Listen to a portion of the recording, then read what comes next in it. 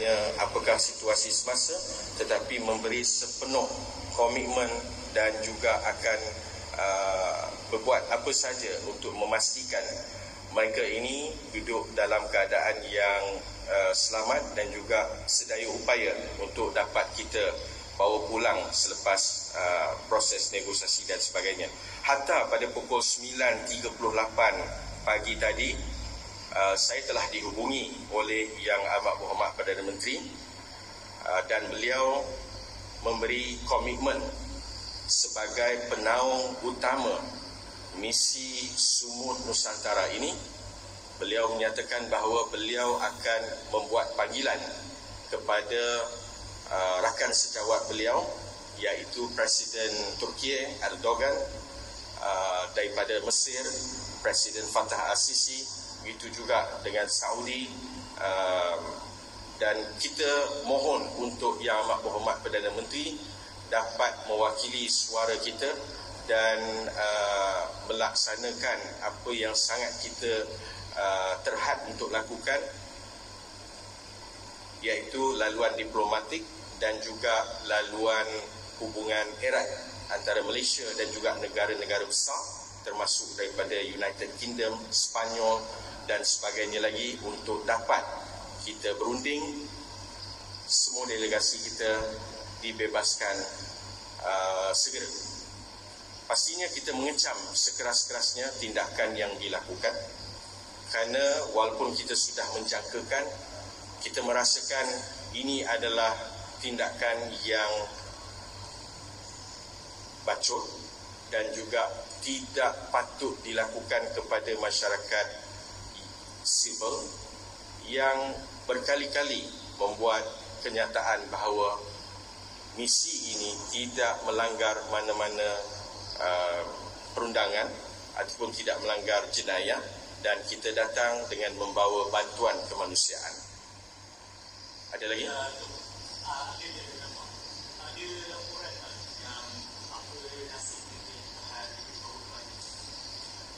Saya boleh katakan sehingga saat ini kami yakin semua delegasi kita diperlakukan dengan baik, kerana apa saja maklumat yang kita terima adalah maklumat yang langsung daripada delegasi Malaysia di atas kapal, delegasi bukan Malaysia yang kita hubungi, begitu juga dengan laporan daripada kesemua sudut.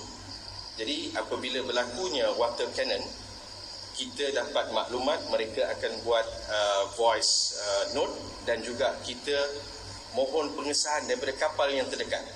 Adakah mereka dapat mengesahkan? 3 yang mengesahkan mereka nampak, iaitu kapal rejim ini dia berpusing 2-3 kali dan seterusnya dia tembak air yang berkelajuan agak deras. Dengan saya kira harapannya adalah untuk menakutkan dan melemahkan. Itu yang pertama. Yang keduanya, untuk delegasi seramai ini mewakili 45 negara, bukan negara Asia sahaja, negara Eropah, dan ada negara yang negaranya itu adalah negara NATO seperti Turki. Dan pastinya untuk kali ini, antara sebab mereka belum melakukan apa-apa walaupun mereka ada peluang itu, kerana dunia sedang melihat. Jadi untuk saat ini kita boleh simpulkan keseluruhan delegasi kita dalam keadaan selamat, diyakini ditahan di atas kapal. Dan formasi terkini juga kita dapat lihat daripada formasi bulan, mereka sudah dibuat formasi seolah-olah mengiring dan dieskort keluar untuk pergi ke satu lokasi yang belum kita ketahui lagi. Apapun tertakluk kepada laporan yang akan kita keluarkan masa ke semasa. Ya, semuanya ditahan atas kapal masing-masing. Kami yakin bahawa IDF dia turun ke atas kapal ataupun dia naik ke atas kapal, kerana kita juga tidak dapat laporan hatta kita melihat 24 jam daripada semalam tidak ada laporan menyatakan bahawa ada helikopter daripada atas. Tidak ada. Saya ulangi bahawa sehingga saat sekarang delegasi Malaysia yang kita sudah bertanya sebelum mereka ada yang membuang handphone mereka, semuanya duduk dalam keadaan baik dan tidak ada yang cedera.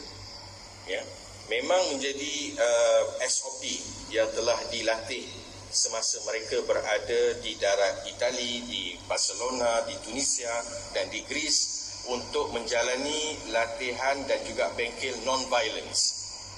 That's why kalau tengok dalam CCTV kenapa mereka berkumpul di atas dek, mereka angkat tangan untuk menyatakan bahawa kita adalah tidak bersenjata.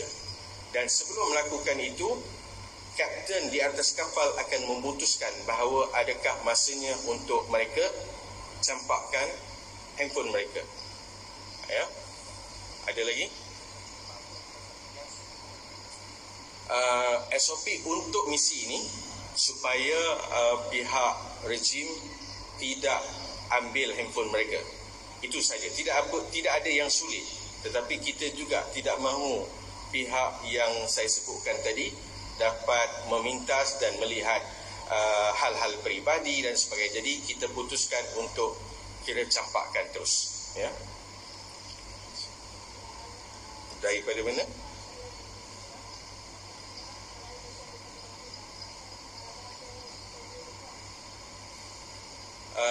Berkenaan soalan ini, saya kira dari masa ke semasa kita akan maklumkan, tetapi pihak Yang Amat Berhormat Perdana Menteri telah pun memberitahu kepada saya bahawa komitmen kerajaan dan beliau selaku penaung utama pastinya proses membawa pulang itu akan dilakukan, sinerginya adalah dengan Wisma Putra.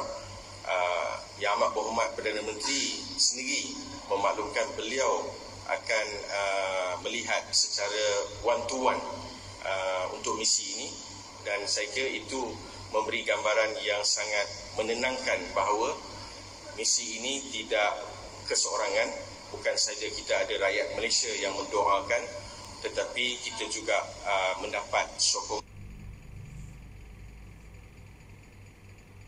dan juga komitmen seluruh jentera kerajaan, kementerian dan juga yang paling penting adalah pemimpin nombor 1 sebagai penaung kita akan bersama dalam proses untuk membawa keluar negosiasi dan lainnya lagi.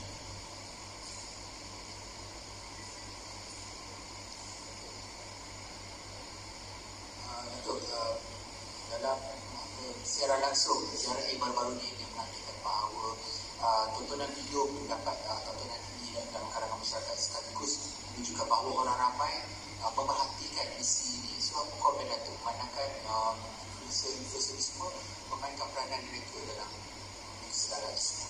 Saya kira saya dapat bersetuju dengan pandangan ZRA kerana misi ini telah pun kita rasakan dan kita angkat sebagai national effort. Jadi tidak timbul bahawa kita rakyat Malaysia tak berbuat apa-apa, di peringkat masjid tak buat apa-apa, di peringkat universiti, di peringkat media, di peringkat kerajaan tak berbuat apa-apa, kerana kita telah pun zahirkan dalam tempoh hampir 31 hari. Dan semalam titik susah kita itu, kita agak terkejut apabila laman tracker kita itu mengalami sedikit, bukan gangguan, trafiknya naik mencanak, iaitu pada hari-hari biasa adalah sekitar dalam 30,000 yang melawat, tetapi semalam pada ketika itu adalah 3.4 juta. Dan saya rasa dan saya boleh katakan ini adalah salah satu manifestasi bahawa misi ini adalah misi kita semua.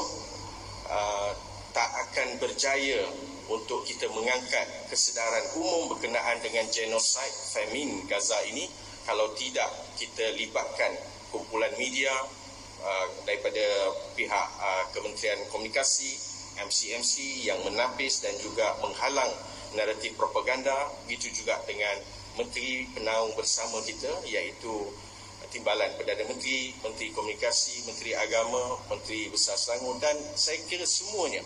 Dan inilah masanya untuk seluruh rakyat Malaysia bersatu hati, titipkan doa kunut nazilah dan juga laksanakan solat hajat sama ada berjemaah ataupun melaksanakan di rumah masing-masing.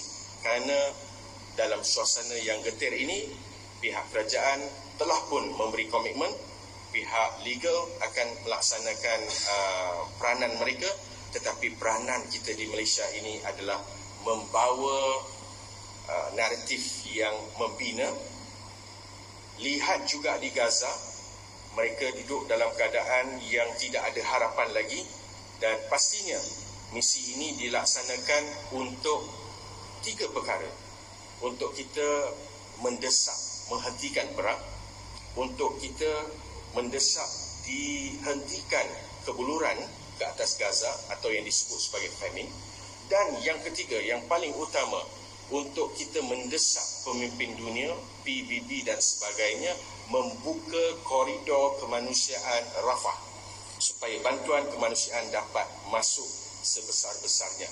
Dan Alhamdulillah kemenangan telah pun kita capai, iaitu kita dapat melihat dalam aksi misi ini menerusi hubungan-hubungan 45 negara, kita dapat menyaksikan pentas geopolitik dunia berubah secara jelas, iaitu negara-negara membuat pendirian secara berani diunggah, menyatakan bahawa mereka mengiktiraf Palestin. Jadi saya kira hal kita di pintas ini satu perkara, tetapi jangan kita rugikan objektif utama itu dengan kita melihat bahawa tidak ada harapan lain. Sebenarnya kita juga sudah berjaya memenuhi hasrat misi ini, iaitu melihat dunia bangkit, dan pastinya kena ada pihak-pihak yang memainkan peranan.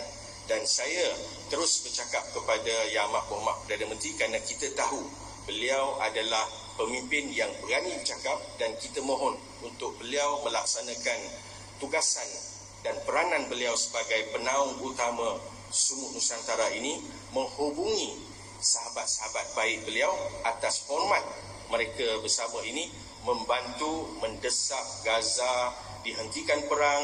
Begitu juga dengan delegasi Sumut Nusantara dan flotila ini dibebaskan.